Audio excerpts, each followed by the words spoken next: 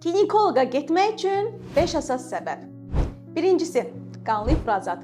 Menstruasiya arası və ya menopauza sonrası baş verən hər hansı qanaxma mütləq araşdırılmalıdır. Bu ciddi xəstəliklərin siqnalı ola bilər. İkincisi, ağrı və diskomfort. Alt qarında davamlı ağrı və ya cinsi əlaqədə narahatlıq heç vaxt normal sayılmır. Bu əlamətləri görməzlikdən gəlmək olmaz.